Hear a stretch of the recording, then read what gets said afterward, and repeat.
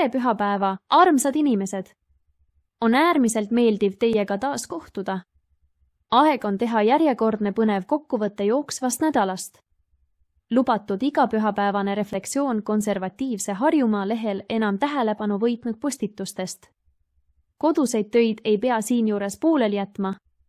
Piltkasti edastust võib kuulata nii kõrvaklappidega kui raadiot või kui on tahtmist jälgida liikuvat pilti, siis võtke aga popcornipakk kätte, veel parem kui asendate popcorni pähklite või näiteks õuntega ning nautige seda, mis järgnevalt toimuma hakkab.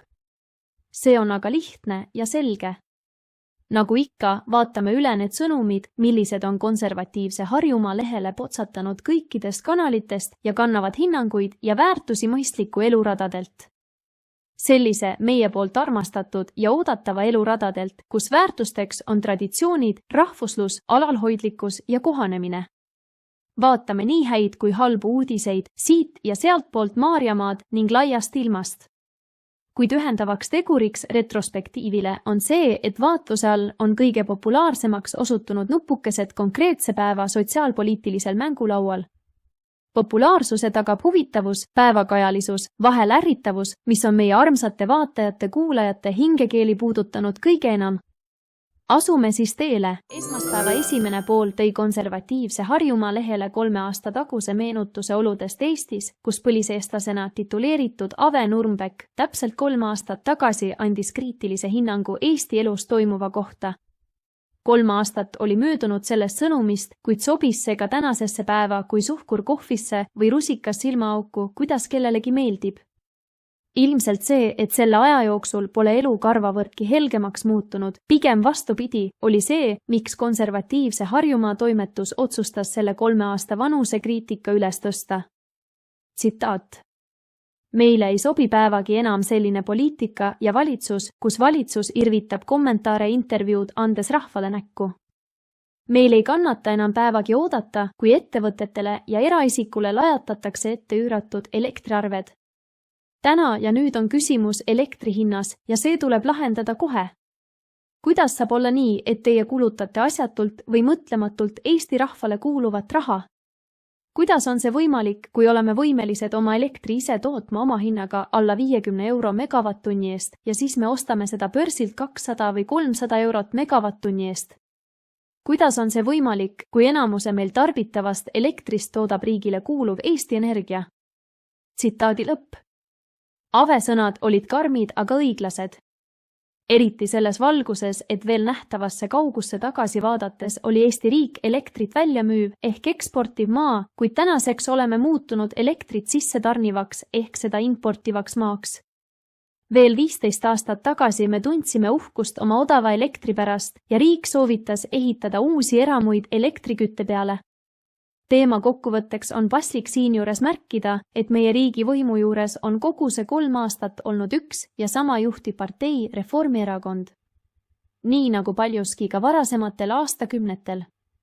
Nagu tavatsetakse sarkastiliselt sellisel puhul märkida, see on kurb, aga pidulik. Sellel päeval võitis rahva südame teisena uudis, mis eelmise nupuga justkui nabanööri pidi seotud on, sest elektrihind Eestis ja Euroliit on ühe pere lapsed. Euroliit on paljuski kõrgete elektrihindade kujunemises süüdi. Kõigepealt ajab see liit pöörast rohepoliitikat ja vastuolulist CO2 kvoodinduse kaubandust, mis tõstab muuhulgas märkimisväärselt elektrihinda.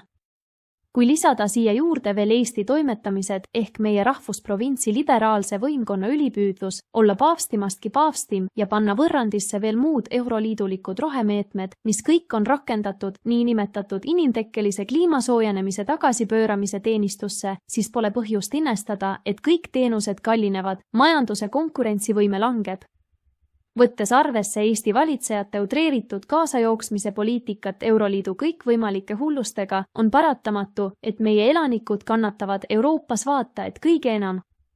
Populaarsuselt teise uudise teemaks oli, et Euroopa Liit on hakanud aru saama tehtud vigadest ning annab tagasihoidlikult, väga ettevaatlikult ja tagasihoidlikult märku, et sellele rohepöörasuse hullusele tuleks vist mingit moodi pidurit tõmmata. Ja sellest saigi päeva teine kuum uudis. Nimelt teatas Euroopa Liidu valitsuse moodustav komissaride ülemjuht Ursula von der Leyen, et Euroopa Komisjon vaatab üle oma ambitsioonika rohelise kokkuleppe teatud elemendid, kuna Euroopas on süvenemas mured kasvavate kulude ja konkurentsivõime langemise pärast. Konservatiivne Harjumaa kommenteeris uudist äärmiselt sarkastiliselt, küsides muuhulgas, et mitu kuuli peab Euroliidu nimeline monstrum oma rasvasesse jalga tulistama enne, kui teda juhtivad komissarid Euroopa Komisjonist lõpuks hakkavad aru saama, et Euroliit lonkab ja liipab oma majandusjalga. Et Euroliidu geneetiline probleem on aastakümneid juba olnud igat sorti ülereguleerimine ning megabürokraatia, millised juhivad ebanormaalseid mõtteid ja ideesid. Rohepöörasus on üks sellistest mürkidest. Nädala teise tööpäeva ehk teisipäeva olulisemaks teemaks kujunes vaieldamatult opositsioonierakondade katse maha võtta reformierakondlasest peaminister Kristen Michal. Oli ilmselge, et reformierakondlase poolt valimistel lubatud rikkus, kindlad käed ja hästi juhitud Eesti pole tõeseks osutunud. Tema poliitplakatilt nähtuv valgus tunneli lõpus osutus olema aga vastu tuleva rongi laternaks.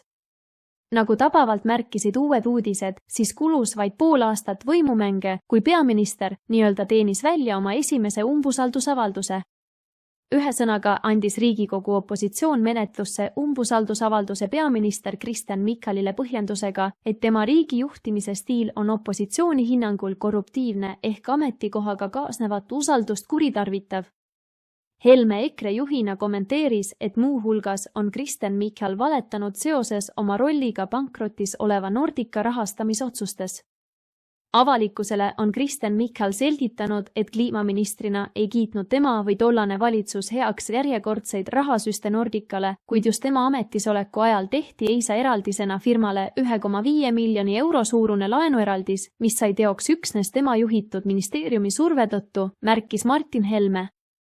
Lisaks initsieeris Kristen Michal eelmise aasta suvel seadusemuudatuse, et luua võimalus Keit Kasemetsa riigisekretäriks saamiseks. 5. Kuidas peaminister on talle sobiva riigisekretäri ametisse nimetanud, on kohatu ja seab kahtluse alla riigisekretäri sõltumatuse. Ette heideti sedagi, et valitsusjuhina on Kristen Michal asunud ellu viima kahjulikku energiapoliitikat, mis kahjustab Eesti majanduse väljavaateid ja inimeste toimetulekut. Isamaa fraktsiooni esimehe Helir-Valdor Seederi sõnul on Kristen Michali juhitud valitsus langetanud järjest otsuseid, mis halvendavad Eesti inimeste ja ettevõtete konkurentsivõimet. Ühesõnaga, põhjust oli küllaga. Aga tundes meie õiguskorda ja parlamendi aritmeetikat on ilmselt igale poliitikahuvilisele mõistetav, et umbusaldus läbi minna ei saanud. Kuid katse oli õigustatud ja ühiskonnale toniseeriv. Nädala teise päeva teiseks tippuudiseks tõusis üsna kiirelt taas USA president Trumpiga seotud teema. Kummatigi oli see rakmeid pidi ühenduses eelmise nädala ühe populaarsema teemaga, mille kruvis üles Joakim Helenius. See puudutas seisukohta ning tõdemust, et kas meeldib või mitte, Heleniuse arvates tuleks pigem arvestada sellega, et Trump oma tahtmised saab niikuinii. Sarnase ja Heleniuse mõttekäike toetava arutlusega tuli sedakorda välja ka suursaadik Kleide Kull. Suursaadik kirjutas, et president Trumpi kehtestatud kaubandustariifid on raputanud maailma majandust. Kuid need ei ole lihtsalt maksud impordile, need on relv, millega ta püüab ümber kujundada globaalseid majandussuhteid.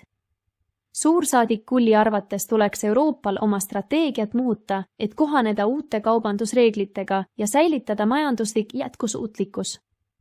Kõigil tuleb leppida teadmisega, et Trump on tulnud, et tõesti muuta õhtumaade pisut umbe kasvama hakanud järvekest. Maailm on muutumises ning meie koos maailmaga. Loodetavasti tagasi normaalsuse suunas. Selline on vähemalt konservatiivide usk ja unistus. Silmas pidades kesknädalal ehk kolmapäeval osutus tõeliseks pommuudiseks meie lehel USA kaitseminister Pete Hegseth'i krüptiline sõnum.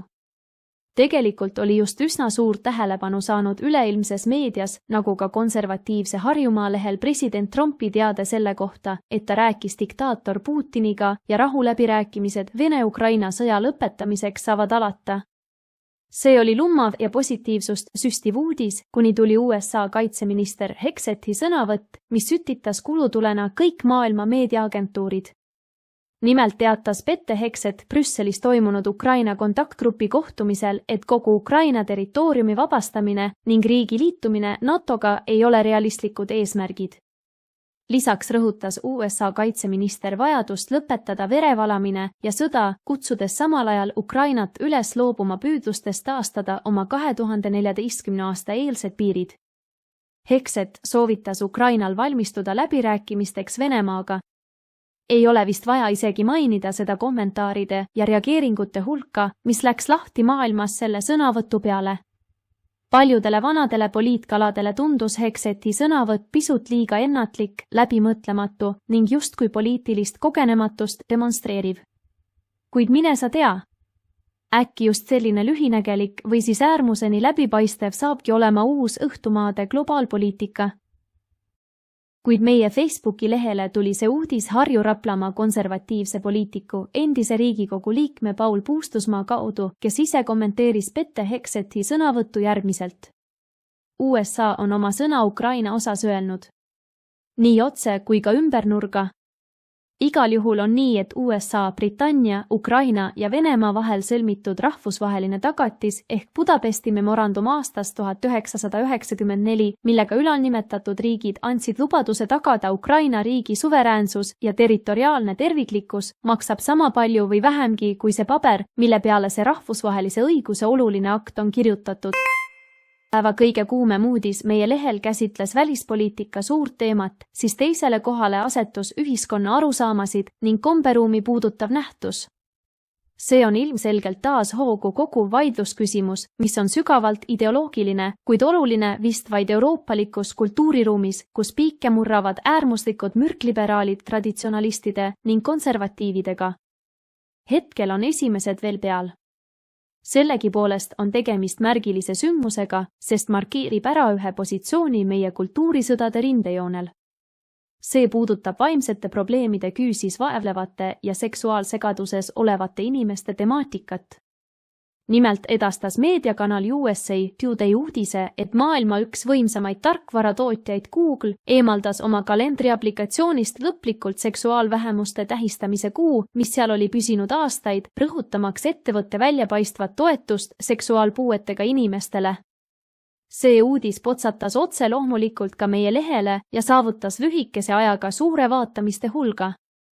US Today puhul on teatavasti tegemist ühe Ameerika Ühendriikide suurima ning mõjukaima päevalehega, milline loomulikult omab kõiki kaasaegseid meediaväljundeid. Loomulikult ka suurt levi. Tema veebisait on spetsiaalselt mõeldud lugejatele Euroopas. Peale selle uudise ilmumist USA Today kanalil korjasid selle üles ka enamus suuri meediakanaleid Euroopas. Newsweek, The Guardian, Deutsche Welle, rääkimata konservatiivsest Harjumaast. On kunagi selgitanud, miks inimesi tõmbavad halvad ning ohule viitavad uudised. Tuleb välja, et see kummaline uudishimu on meil pärit esivanematelt, kaugetest aegadest. Selgituse kohaselt olevat see sellepärast, et selline teguviis või siis huvi suurendas hõimu võimalusi ellujäämiseks. Teades võimalikult vara halbadest uudistest, sai meie varajane esivanem ohule õigeaegsemalt reageerida ning sellest eemalduda või valmistuda parimal moel, et ära hoida suuremat kahju. Niisiis olevat selline uudishimu talletunud meie geenidesse. Tundub, et see on nii ka meie lehe lugejatel. See aitab seletada ka, miks neljapäeval sai kiiresti kõige loetumaks uudiseks riigi kesksetest kanalitest tulnud verd arretama panev uudis 24-aastase Afganistanist pärit varjupaiga taotleja kohta, kes autoga Müncheni linnas inimesi rammis. Müncheni politsei teatas sotsiaalmeedias, et vähemalt 28 inimest sai vigastada, mõned meist raskelt. Kui nüüd see viimane uudis välja jätta, siis kõnetas inimesi endiselt ka neljapäevasel päeval tugevalt kõik see, mis toimus president Trumpi, diktaator Putini ja õnnetu Ukraina ümber. Massiliselt oli reageeringuid, erinevaid kommentaare, analüüse, nutmist, kurtmist, kiitmist kõikjal meedias. Nii raadios, teles, kirjutavas pressis ning arusaadavalt ka sotsiaalmeedia fännid läksid parajasse pöördesse. Sellel nädalal mitu korda meie lehe uudistes mainitud Harju Raplamaa rahvuskonservatiivne poliitik Paul Puustusmaa säutsus väga lühidalt endises Twitteris ehk X-is oma veebikodus ja mujalgi ning see pisike hüüatus jõudis meie lehele. Tsitaat.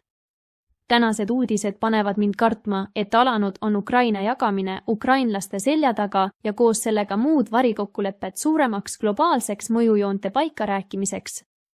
Ajalugu on näidanud, et sellistes oludes võivad mõned suurriigid omavahel kokku leppida mida iganes, kuid kaotajateks jäävad alati väikesed. Olen pisut häiritud, lõpetab Puustusmaa. Ja Säuts osutus menukaks. Ei teagi, kas sõnade pärast, mis ju polnud asjaolusid arvestades sugugi unikaalsed. Samasuguselt mõtlevad paljud teisedki poliitikud ja inimesedki. Võib-olla hoopis Säutsuga kaasnenud pildi pärast, kus Jossif Vissarionovitš Tšukašvili ehk Stalin rõõmsalt tühisüdame märki näitab justkui rõõmustaks tänaste Ukraina ümber toimuvate sündmuste üle.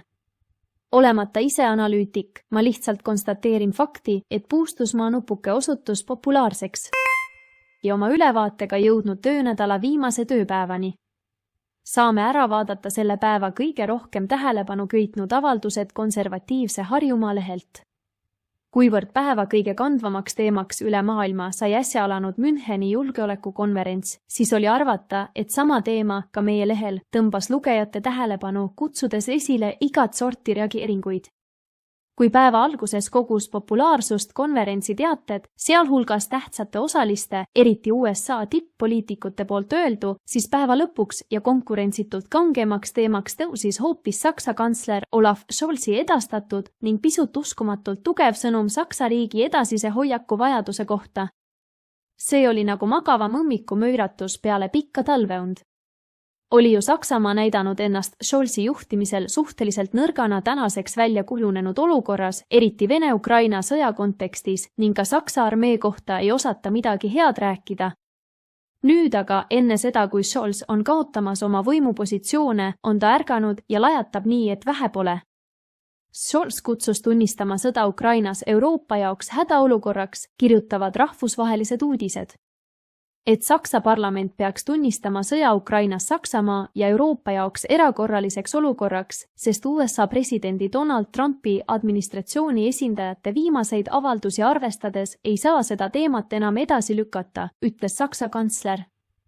Scholzi sõnul peab Bundestag võimalikult kiiresti vastu võtma resolutsiooni, mis liigitab Ukraina sõja ja selle tagajärjed Saksamaa ja Euroopa julgeolekule hädaolukorraks põhiseaduse artikli 115 lõike 2 tähenduses. See viib selleni, et meie toetus Ukrainale, mis on täna olulisem kui kunagi varem, ei tule enam teiste ülesannete arvelt, mida meie riik peab oma kodanike suhtes täitma, ütles kantsler, viidates sellega võimalusele toetada Ukrainat eelarveväliste vahenditega ehk võtta laenu. Vaata aga. Nüüd on siis Saksamaa lõpuks jõuliste avaldusteni jõudnud. Paljud teemad olid reedel sellised, mis keerlesid rahvusvaheliselt kuumade sündmuste ümber, kuid meie lugejate tähelepanu teises järjekorras tõmbas taas hoopiski sisemaine probleem. Ühe kurikaela küsimus. Siiski. Puutumus rahvusvahelisusega eksisteeris. Sest ka seda teemat on võimalik vaadata teatud reservatsioonidega kui rahvusvahelist asja, kui arvestada asjaolu, et vaatlusalune probleemistik oli otseses kokkupuutes teise kontinendiga ehk Sudaani kodakondsega, kellegi härra Muhammad Ibrahim Utmaniga. Ma ei pea vajalikuks sellel teemal pikalt peatuda, sest paljud meie lugejad on teadlikud suurt tähelepanu tõmmanud kohtuasjast, mis avalikkust ärritas siis ja ärritab ka nüüd, kui süüdimõistetu otsustati riigi kulul tagasi koju saata. Seda nii, et sooritatud teo eest välja mõistetud kahjud jäid ja jäävadki hüvitamata ning meie riik maksab kinni hoopis sudaanlase lennureisi kodumaale. Avalikkus tunnetab selget ebaõiglust. Eelnevalt on üle vaadatud jooksva nädala tööpäevad ning järele jääb visata veel pihk peale laupäeva kuumematele teemadele. Laupäeva kõige kuumemaks teemaks meie lugejate jaoks osutus olema tõdemus, et riigi oskamatu juhtimise tõttu taevastesse kõrgustesse kerkinud elektrihinnad on meie majanduskeskkonnas tekitanud üsna kurioosse olukorra. Nimelt on juhtunud, et riigile üks kasulikumaid elektri suurtarbijaid, kes oma tootmise ning elektritarbimisega riigi rahakotti paksuks paisutab, et see ettevõte on sunnitud oma tootmise nii-öelda stepsist välja tõmbama ja lihtsalt seisma jääma. Põhjus absurdselt lihtne, nad ei jaksa edasi tegutseda eksisteerivate elektrihindadega. Jutt käib suurest tootmisüksusest Estonian Cell. Ärileht kirjutab ja kirub, et sel nädalal kõrgustesse tõusnud elektrihinnad sundisid Eesti suure elektritarbija Estonian Celli taas tootmise peatama. Ettevõtte sõnul on absurdne, et tööstusettevõtte töö sõltub ilmast. Sel nädalal on elektri börsihind olnud Eestis keskmiselt 197,78 eurot megavatt-tunni eest. Laupäeval kerkib see lausa 269 euroni megavatt-tunni eest, mis on selle aasta vaieldamatu tippmark. Samal ajal on elekter Soomes ligi 5 korda odavam, kirjutab Delfi ärileht. Ja laupäeva teine top-uudis, mis äärmiselt kiirelt kogus populaarsust lugejate seas, oli taas Ukraina ja USA suhete teemadel. On esitatud väide, et ukrainlaste president Zelenski lükkas tagasi Trumpi pakutu pigem ehk küll nõutud tingimuse Ukraina maavarade osas. Ukraina, kes on maavarade poolest märkimisväärselt rikas, et need maavarad võiksid langeda mingis suures osas Ameerika Ühendriikide kätte, tasuks antud relvade ja abi eest. Ukraina president Volodõmõr Zelenski ütles laupäeval, et blokeeris USA president Donald Trumpi nõutud leppe USA ligipääsu kohta Ukraina maavaradele, kuna see ei sisaldanud julgeolekutagatisi ega kaitsnuks Ukrainat. Ma ei lubanud ministritel seda lepet allkirjastada, kuna see ei ole valmis. Minu arust see ei kaitse meid. See ei ole valmis meid ja meie huve kaitsma, ütles Zelenski kohtumisel ajakirjanikega Münchenis. Ta lisas, et leppe peaks olema seotud julgeolekutagatistega, kuid hetkel need lepingus ei kajastu. Meie riigimeedia kommenteerib rõhutatult, et USA president Trump on ameeriklaste poolt Ukrainale saadetud sõjaabi teravalt kritiseerinud ja nõudnud Ukrainalt vastutasuks ligipääsu haruldastele muldmetallidele ja muudele maavaradele. Ongi jälle aeg tänada südamest kõiki Pihtkasti jälgijaid. Tore, et leidsite selleks aega. Meeldiv, et mõtlete kaasa ja muretsete oma maa ning rahva pärast. Jätkuvalt oodake meie pühapäevast saadet, kus me kokkuvõtteid teeme konservatiivse Harjumaa Facebooki lehel viimase nädalaga toimunust. Suurema huvi korral olete endiselt oodatud internetiaadressile, mis on ära toodud käesolevaga teie ekraanil või otsige lihtsalt Facebooki otsingus sõnapaari konservatiivne Harjumaa. Kindlasti laikige meid, tellige meie kanalit ning levitage seda Pihtkasti kokkuvõtet ka oma sõprade seas. Näeme siis järgmisel nädalal!